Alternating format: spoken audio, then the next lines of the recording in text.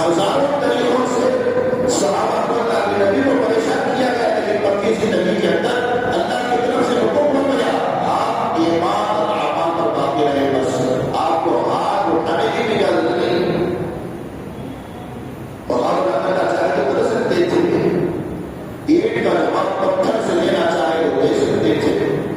ایمانی قوت تھی، ایمانی حرارت تھی، اللہ کی مدد تھی، اللہ کی نصرت تھی، اللہ کے علم ساری باتیں تھی. خود رسول اللہ صلی اللہ علیہ وسلم کا زمانہ تھا، نبی رسول پیغمبر کی معیت اور آپ کا ساتھ تھا.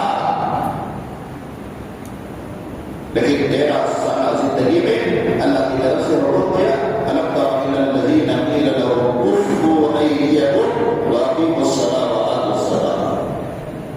اپنے ہاتھوں کو باندھے رکھو، اور کسی سے بھی اجازت نہیں ہے. ایمان والا اللہ کے حکم کا پابند ہے، اپنی مرضی کا پابند نہیں ہے. میں جب چاہے جو چاہے جیسا چاہے میں کر دوں. اسلام غصے میں آ کر کچھ کام کرنے کا نام نہیں ہے، آپ سے باہر ہو جانے کا نام اسلام نہیں ہے، یہ نہیں ہے. جوش ہو ہوش کوئی نہ ہو، جوش میں چلنے اور معمول کے ڈگر میں چلنے کا نام دین اور اسلام نہیں ہے. رہبری کی ہے اسلام میں، نبی نے رہبری کی ہے، اسی پر تعلیم اور تربیت صحابہ کی تھی.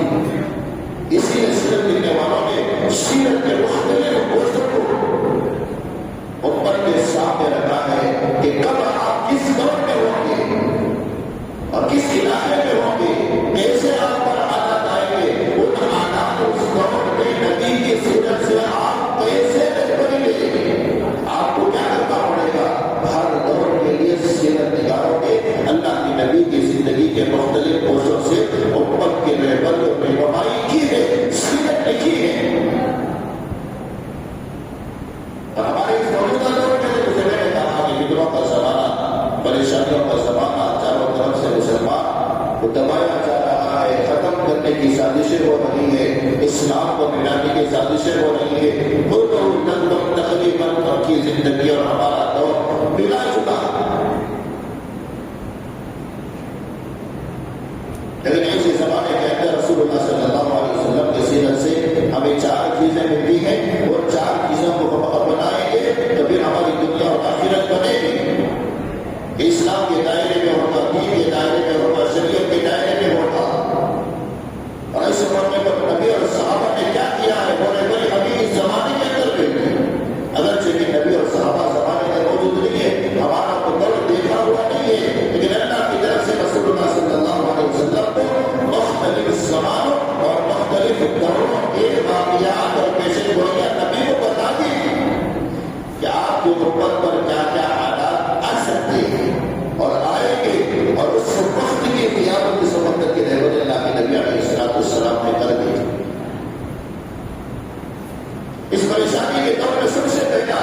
نبی اور رسول اور پیغمبر اور صحابہ کی سیرت کا مطالعہ پڑھیں گے اور دیکھیں گے اور سنیں گے تو ہمیں سب سے پہلا کام اللہ کے نبی کا اور صحابہ کا یہی نظر آتا ہے. مخاطبت کا دور تھا، ڈر اور خوف کا ماحول تھا، مارا جا رہا تھا، کاٹا جا رہا تھا، چلایا جا رہا تھا، پریشان کیا جا رہا تھا. اس زمانے کے اندر نبی اور صحابہ نے اپنی سوچ کو مثبت اور پازیٹیو رکھا، نیگیٹو نہیں ہوا. اپنا رویہ بھی پازیٹیو، سوچ بھی پازیٹیو، فکر بھی پازیٹیو. کوئی غلط اختلاف ان کے لیے خود نقصان نہیں ہو سکتا ہے. اپنے جوش کی وجہ سے، انتقام کے آپ کی وجہ سے، بدلہ لینے کی وجہ سے کوئی بھی اختلاف کرنا بھی نبی اور صحابہ سے اڑ جاتا. اللہ کے حکم کے بغیر وہ تو ناممکن ہے. لیکن اس زمانے کے اندر نبی اور صحابہ سے یہ سارے اعمال کرا کر، ان طریقوں پر عمل کرا کر ہم سب کے رہنمائی اللہ کے نبی نے کی ہے کہ آپ کے زمانے میں ایسے حالات آ سکتے ہیں تو کیا کریں گے. آپ اس پر سوچ رکھیں، پریشان نہ ہو، نہ ڈریں، خوف نہ کریں. اللہ کے نبی کے راستے میں کانٹے بچھائے تھے، کیا اللہ کے نبی علیہ السلام نے اپنی سوچ کو نگیٹو بنا دیا؟ میرے راستے میں نبی رسول پیغمبر میرا کیا مقام اور مرتبہ. صحابہ کو اللہ کے نبی نے حکم نہیں دیا کہ آپ کو کفار اور مشرکین کے راستے میں کانٹے بچھائیں.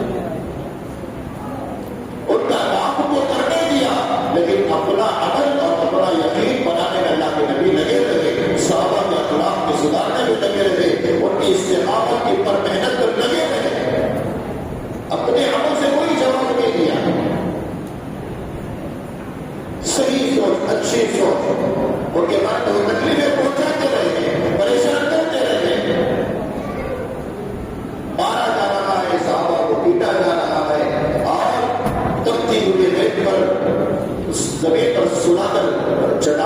جا رہی ہے، آگ کا کربس لٹایا جا رہا ہے، لیکن نبی صلی اللہ علیہ وسلم نے صحابہ کو انتقام اور بدلہ لینے کا نہ حکم دیا، نہ اللہ کے نبی نے انتقام کیا۔ اس اپنے مثبت عمل کی وجہ سے، رویے کی وجہ سے اثر کیا پڑ رہا تھا؟ مکی دور کے اندر بھی حالانکہ جانی دشمن، مالی دشمن، ایمان کے دشمن، دین کے دشمن، شریعت کے دشمن، قرآن کے دشمن، ہر طرح کی دشمنی پر اتر آئے، لیکن ان کے انتخاب نہ لینے، بدلہ نہ لینے کا جو رویہ اور یہ پازیٹیو جو سوچ تھی اس کا اثر یہ پڑ رہا تھا کہ پھر بھی مکے کے کفار اور مشرکین اپنی امانتیں رسول اللہ صلی اللہ علیہ وسلم کے پاس رکھ رہے تھے۔ اس وقت بھی ان کو یقین ہے بڑا اچھا انسان ہے، لیکن ہمارے دین کے مقابلے میں کوئی دین پیش کرتا ہے تو ہمیں قبول،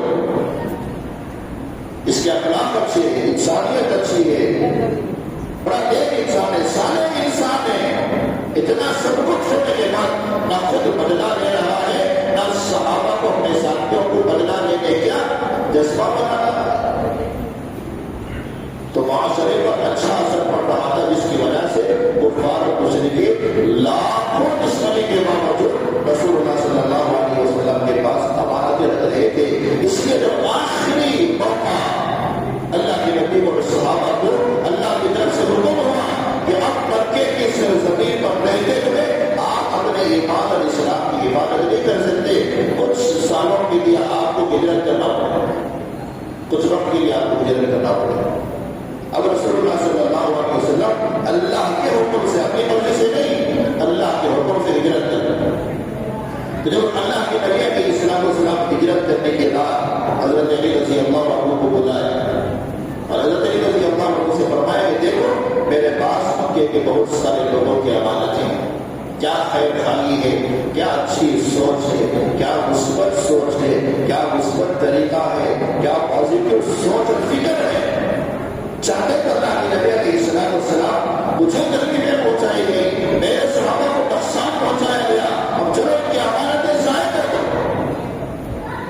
اتفاق اور بدلہ اگر لینا چاہتے تو نبی لے سکتے تھے، لیکن اللہ کی طرف سے حکم نہیں تھا، آپ کو رحمت بنا کے بھیجا گیا تھا، صحابہ کو تکلیفیں دینے والا نہیں بنا کے بھیجا گیا۔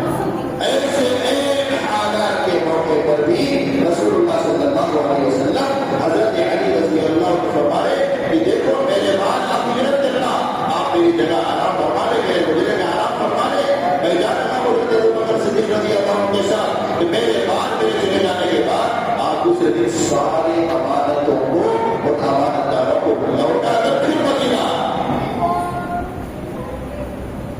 ان کی دشمنی پر کوئی بدلہ نہیں، کوئی غلط خیال بھی نہیں آیا، چلو ان کی باتوں کو ضائع کرنے کا اثر اپنے دلوں کو ٹھیس پہنچائے،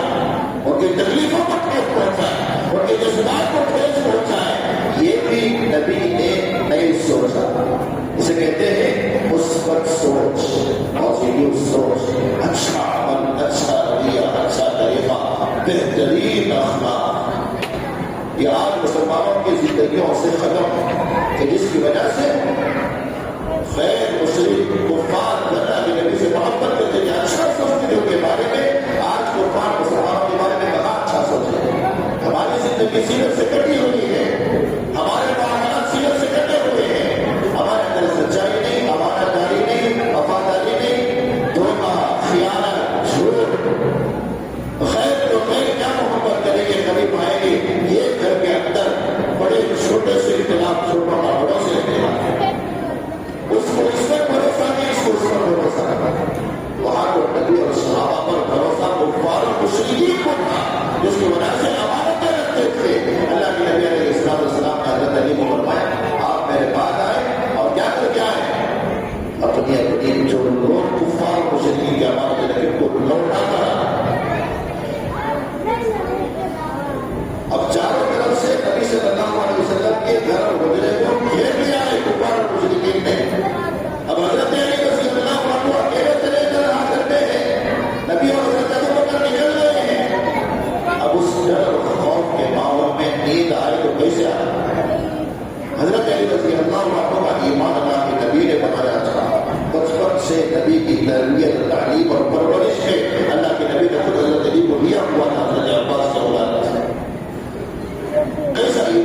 کیسا یقین تھا، کیسا اللہ کی ذات پر. کسی پوچھنے والوں نے پوچھا حضرت علی سے، ہجرت کی رات تھی، آپ کو اکیلے تلے تنہا اللہ کے نبی علیہ السلام نے اپنے حجرے میں تلواروں کے سائے میں کفار مشرکین کے نظر چکر اور بھیڑ میں چھوڑ کر چلے گئے کہ آپ آرام سے سوئے، بے قرار اور بے فکر ڈر کا ماحول. حضرت علی رضی اللہ عنہ نے فرمایا ہجرت کی رات میں جتنی سکون اور چین اور اطمینان سے مجھے نیند آئی زندگی میں کبھی نہیں. کیسے ماحول میں، کیسے حالات میں، کوئی اپنا نہیں تھا وہاں پر. ہجرت کی رات جس کی اطمینان اور سکون سے میں سویا ہوا ہوں اللہ کے نبی کے گھر میں، زندگی میں اتنا اطمینان سے کبھی میں نہیں سویا. پوچھنے والا نے پوچھا کیسے اتنی اچھی نیند آ گئی،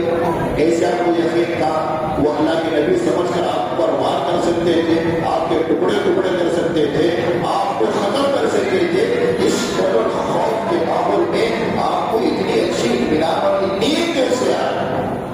حضرت علی رضی اللہ عنہ نے فرمایا جب اللہ کے نبی علیہ السلام نے فرما دیا اے علی ہجرت کی رات آپ یہاں پر آرام کرو، دوسرے دن کفار مشرکین کے امانتیں لوٹا کر پھر تم مدینہ آ جانا. یہ مدینہ آنے کی بات مجھے اللہ کے نبی کی بات پر یقین تھا کہ میں آج کی رات مرنے والا نہیں ہوں، آج کی رات مجھے موت نہیں آئے گی، آج کی رات مجھے کوئی نقصان نہیں پہنچائے گا. کیوں؟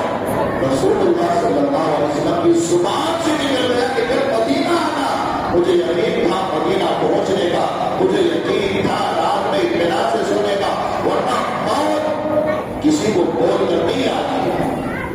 کبھی بھی کسی بھی وقت آ جاتی ہے، کبھی اچانک آ جاتی ہے، کبھی لمبی لمبی بیماریوں کے بعد آتی ہے، کبھی کسی کو بہت بچہ کے پتا نہیں چلتا کہ کب انسان مر جائے. لیکن اس رات مجھے یقین تھا موت بھی نہیں آئے گی، کفار بھی مجھے نقصان نہیں پہنچائیں گے، مشرکین بھی مجھے نقصان نہیں پہنچا سکتے. اس لیے کہ مجھے مدینہ جانا ہے، اللہ کے نبی نے مجھے مدینہ بلایا ہے. اگر موت میرے یہاں ہوتی اللہ کے نبی جانا کہیں گے مجھے مدینے میں آ کر ملو. اس واقعے سے اللہ کے نبی کے بعد حضرت علی کے ایمان اور یقین کو بتانا مقصد نہیں تھا، بلکہ حضرت علی کا اور اللہ کے نبی علیہ السلام کا وہ مثبت سوچ موجود سوچ بتانا ہے کہ کفار اور مشرکین جو جان اور مال کے ہر طرح کے دشمن بنے ہوئے تھے ان کے بارے میں کبھی انہوں نے غلط سوچا نہیں، بدلا بھی نہیں دیا، ان کے بالوں کو ضائع بھی نہیں کیا. آج ہم تھوڑی دشمنی پر جان کو بھی نقصان پہنچانا چاہتے ہیں، مال کو بھی نقصان پہنچانا چاہتے ہیں، ان کی پراپرٹیوں کو نقصان پہنچانا چاہتے ہیں، ان کے بزنس سے ختم کرنا چاہتے ہیں، ان کی خدمت سے ان کو ختم کرنا چاہتے ہیں. تھوڑی دشمنی، تھوڑی روز نیچ ہو جاتی ہے تو آپس میں دشمنیاں پیدا کر کے ہر طرح کا نقصان پہنچانا چاہتے ہیں. یہ نگیٹو سوچ ہماری زندگی میں، مسلمانوں کی زندگی میں، لیکن اللہ کے نبی کی سیرت ہم یہ تبدیل نہیں کرتے. اور دوسرا اللہ کے نبی علیہ السلام کی سیرت سے ہمیں یہ سبق ملتا ہے کہ رد عمل دنیا میں ہوتے رہیں گے، ایکشن کا ریئیکشن ہوتا رہے گا. ریئیکشن پہ ہم ایکشن لے جائیں یا ریئیکشن کا ریئیکشن سے جواب دیں، یہ بھی اللہ کے نبی کی سیرت سے ہمیں نہیں ملتا. رسول اللہ صلی اللہ علیہ وسلم ہمیشہ نقصان پہنچانے والوں کو سہتے تھے، لیکن اپنے ایمان اور دیگر اعمال پر جاری رہتے تھے. اور آپ نے دیکھا اللہ کے نبی کی آخری میں جیت ہوئی، صحابہ کی جیت ہوئی. نقصان پہنچانے والے اللہ کے نبی قرآن پڑھ کر سنا رہے ہیں، لیکن وہاں پر وہ قرآن سننا بھی نہیں چاہ رہے، لیکن قرآن کے پڑھنے کے وقت میں گڑبڑ کرنا چاہتے. اللہ کے نبی توحید کی دعوت دے رہے، وہاں پر کفار اور مشرکین اپنے کفر اور شرک کا پرچار کر رہے ہیں. اللہ کے نبی علیہ السلام خبر اور حسن کی سنا رہے ہیں، وہاں دنیا کے اندر ہمیشہ رہے ہیں کفار اور مشرکین مذاق اور استہزاء کر رہے ہیں. جو اچھے اعمال اللہ کے نبی کی طرف سے دعوت دیے جا رہے ہیں دعوت کی شکل میں، وہاں سے بالکل رد عمل کفار مشرکین کی طرف سے ہو رہا ہے. کیونکہ اللہ کے نبی اور صحابہ نے ان کے رد عمل کی وجہ سے ان سے بدلا لینے اور کوئی انتقامی عمل اللہ کے نبی نے نہ خود کیا ہے نہ صحابہ نے کرایا، بلکہ آخری تک کے معلوم کا اسلام بڑھتا چلا گیا، کفار اور مشرکین دبتے چلے گئے. اس لیے اس زمانے کے اندر بھی پریشان کرتا تو کفار و مشرکین کا وغیرہ ہے، یہود اور نصارہ کا وہ پورا امتیاز ہے، وہ ہمیشہ کرتے رہے ہیں اور قیامت کی صورت تک کرتے ہیں۔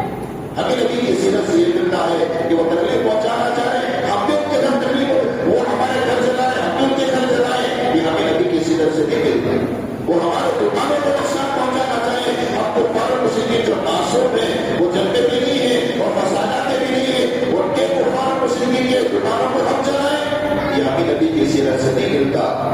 وہ کسی کو مار رہے ہیں، ہم کسی معصوم کو پکڑ کر مارے، یہ نبی کی سیرت سے ایکشن کر لیا، ایکشن اللہ کے نبی نے نہیں سکھایا ہے امت کو، بلکہ ہمارے اچھے اعمال کو ہم کرتے چلے جائیں اور ایمانی اعمال کو کرتے چلے جائیں، دھیرے دھیرے کفار کا کفر ٹوٹے گا، مشرکین کا شرک ٹوٹے گا، یہودیوں کی یہودیت ٹوٹے گی، نصرانیوں کی نصرانیت ٹوٹے گی۔ اللہ کے نبی، اللہ پاک نے اللہ کے نبی اور صحابہ تابعین اور تبع تابعین کے زمانے میں کفار کے کفر کو توڑ کر بتایا ہے، مشرکین کے شرک کو توڑ کے بتایا ہے، یہودیوں کے یہودیت کو توڑ کے بتایا ہے، نصرانیوں کی نصرانیت کو بھی توڑ کے بتایا ہے۔ کیوں ایسے ایسے نہیں کرتے تھے، بلکہ معمول کرتے چلے جاتے تھا، وہ کامیاب کرتا چلا جاتا، کفار مشرکین مسئلہ ہو جاتے، یا تو ڈر خوف کے مارے بھاگ جاتے، یا تو اسلام کے آغوش میں آ جاتے۔ یہ ہے عمل کرتے چلے جانا، ہماری ذمہ داری ہے، ہم دین کے ہر عمل کو کرتے چلے جائیں، شریعت کے عمل کو کرتے جائیں، وہ مساجد جو ہے ہم مدارس کی عبادت میں مدارس کا بھرپور تعاون کریں، وہ ہمارے مراکز اور مکاتب کو ترقی کریں، ہم مکاتب کے اندر اپنے بچوں اور بچیوں کو بھرتے چلے جائیں، وہ عیدگاہ اور قبرستانوں پر ڈالنے کے رہے، ہم عیدگاہ اور قبرستانوں کا صحیح استعمال کرتے چلے جائیں، امانت داری اور دیانت داری کے ساتھ ہمارے ایمان اور دین سے دور کرنے کی کوششیں کر رہے ہیں، وہ اتنا ہی ہم اسلام اور دین کے قریب آتے چلے جائیں، ہماری نمازوں کو وہ ختم کرنے کی کوشش کر رہے ہیں، ہماری زندگی میں 5 وقت کی نماز پابندی کے ساتھ آ جائے، تو قرآن اور قرآنی تعلیمات سے دور کرنے کی وہ کوشش کر رہے ہیں، لیکن ہماری زندگی میں قرآن اور قرآن کی تعلیمات 100% آ جائیں، یہ ہے اعمال، رد عمل کا رد عمل نہیں ہے، آج سے ریاکشن نہیں ہوگا، بلکہ اللہ کے نبی کی طرف سے جو بڑی رہنمائی مسلمانوں کو ایمان والوں کو ملی ہے اس کو کرتے چلے جائیں، انشاءاللہ انشاءاللہ اللہ یہ بنائیں گے، ان کے کفر اور شرک کو توڑے گا، ان کے تکبر اور گھمنڈ کو توڑے گا، یا تو وہ اسلام قبول کر لیں گے یا تو وہ مسلمانوں سے ڈر کر بھاگ جائیں گے۔ یہی ہمیں سیرت سے سبق ملتا ہے، اور اسے نے بہت فرمایا خواہ کے جھگڑے، خواہ کی لڑائی فساد، یہ اللہ کے نبی نے کبھی پسند نہیں کیا، اس لیے کہ لڑائی جھگڑوں سے جو منصفین ہوتے ہیں، جو نقصان پہنچنے والے ہوتے ہیں، ان کو نقصان کم پہنچتا ہے، عام اور معصوم لوگوں کی جان اور مال زیادہ ظاہر ہوتا ہے۔ جنگیں کیوں ہوئی؟ جنگوں کا سوال ہے، جنگوں کو مسلط کفار مشرکین نے مسلمانوں پر کیا، وہ اللہ کے نبی اپنی ذات سے کسی سے جنگ نہیں کی، بلکہ سربے ہستی سے اسلام کو مٹانے کی اگر وہ کوشش کر رہے ہیں، مسلمانوں کو مٹانے کی کوشش کر رہے ہیں۔ 13 سالہ مکی زندگی گزرنے کے بعد جب مدنی زندگی میں اللہ کے نبی کو تقویت ملی، صحابہ کو تقویت ملی، اور اس طرح سے مہاجرین اور انصار میں اتحاد اور اتفاق پیدا ہو گیا، اب مسلمان اسلام کو مٹانے کی کفار اور مشرکین کی طرف سے سازشیں کر رہی ہے، اس کے اتفاق اور ڈیفینس میں اللہ کے نبی اور صحابہ نے جنگیں کی، ورنہ خود بذات خود اپنا انتخاب لینا یا ذاتی نفع کے لیے یا اپنے مکے کے سرزمین کے نقصان کو دور کرنے کے لیے کبھی اللہ کے نبی نے صحابہ نے کفار اور مشرکین سے تصادم نہیں کیا، جنگیں نہیں کی۔ غزوات 25 سے 27 ہوئے ہیں، اس میں 2 ایسے غزوات ہیں جس میں لڑنا نہیں پڑا، بلکہ بہت سے زیادہ جتنے غزوات اور جنگیں اللہ کے نبی اور صحابہ کے زمانے میں ہوئے ہیں، وہ صرف اور صرف اسلام اور مسلمانوں کی اتفاق اور ڈیفینس میں ہوئی ہے۔ مطلب یہ تھا اپنی طرف سے کوئی جھگڑا، کوئی جنگ نہیں چاہتے تھے اللہ کے نبی اور صحابہ، کیوں؟ اس کے اندر عام مسلمانوں کا جان کا، مال کا اور یہ کا نقصان ہوتا ہے، اس سے کوئی نتیجہ نہیں نکلتا۔ جنگ لڑنا ہے اپنے نفس سے لڑے،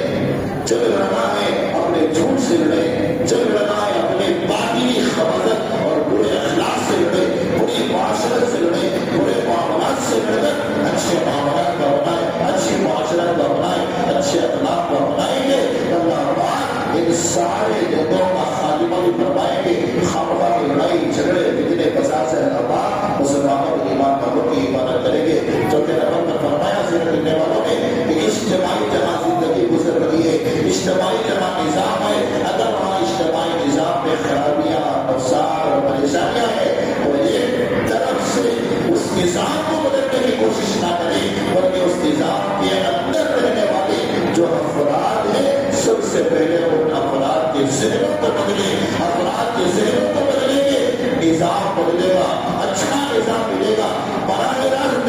آپ نظام بدلنے کی کوشش کریں گے۔ اللہ کے نبی نے نہیں کیا، مکے کی زندگی میں ابو لہب بھی تھا، ابو جہل بھی تھا، اس کے ہوتے ہوئے کفر اور شرک کے نظام کو بنایا۔ اللہ کے نبی نے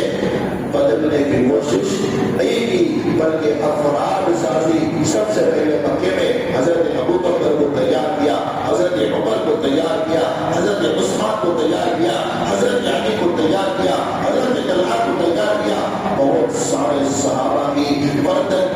انفرادی کوششوں سے ان کی ذہن تبدیل کری، ان کو بااخلاق بنایا، ان کو علم دیا، ان کے اندر صبر اور برداشت پیدا کیا۔ بلکہ کی سرزمین میں صبر اور برداشت کے بغیر رہنا اتنا آسان نہیں تھا۔ اللہ کے نبی نے انفرادی طور پر ایک مجمع کو افراد سازی کے ذریعے سے تیار کیا، اور پھر یہی افراد سارے مکے اور مدنی نظام کو بدلنے کے قائل ہوئے۔ حضرت ابو بکر نے کیا امت میں انقلاب کیا، حضرت عمر نے کیسا دنیا میں انقلاب برپا کیا، حضرت عثمان نے کیا دنیا کو دیا، حضرت علی کی کیسی شجاعت اور بہادری کے ذریعے سے کتنے دنیا اور دنیا میں کیسے فتح اللہ پاک نے محبت کی نصیب فرمائے۔ اس لیے اجتماعی نظام کے اندر خرابیاں ہیں تو اس کو بدلنے کی ڈائریکٹ کوشش نہ کریں، بلکہ فردر اس اجتماعی نظام کے اندر رہنے والے افراد کے دل دماغ کو بدلیں گے، نظام بھی بدلے گا۔ معاشرے کو بدلنا چاہے، معاشرہ افراد ہی سے بنتا ہے، افراد بدلیں گے معاشرہ بدلے گا، افراد بدلیں گے معاملات بدلیں گے، افراد بدلیں گے اخلاق بھی بدلیں گے، تو پھر دنیا کے اندر امن امان چین سرور عطا فرمائے گی۔ اور جو مدد اور نصرت صحابہ کے زمانے میں تھی وہ آج بھی انشاءاللہ اللہ کے نبی کی اس سیرت کے چار پہلوؤں کو اپنانے سے اللہ پاک کی مدد اور نصرت بھی اس زمانے کے مسلمانوں کے ساتھ ضرور ہوگی۔ مثبت سوچ، پازیٹیو عمل، پازیٹیو رویہ، اور کسی عمل کے ایکشن کے مقابلے میں ری ایکشن نہیں ہونا ہے، اور اپنے کسی خامخواہ لڑائی جنگوں میں نہیں پڑنا ہے، اور اجتماعی نظام کو سدھارنے کے لیے افراد کی زندگی کو سدھارنے کے اجتماعی نظام کی یہ چار چیزیں ذہنوں میں رکھیں گے تو یہی سیرت سے ہم سب کو سبق ملتا ہے۔ اللہ سے دعا فرمائے اللہ پاک کے نبی صلی اللہ علیہ وسلم کے مختلف سیرت کے گوشے ہزاروں لاکھوں ہیں، ان میں چار پر بھی اس زمانے میں فکروں کے زمانے میں عمل کریں گے تو انشاءاللہ مسلمانوں کو اللہ پاک کامیابی عطا فرمائے گا، سکون عطا فرمائے گا، اور شرافت عطا فرمائے گا، عزت راحت اور چین سکون اللہ پاک نصیب فرمائے گا۔ اللہ ہم سب کو سننے سے زیادہ عمل کرنے کی توفیق عطا فرمائے۔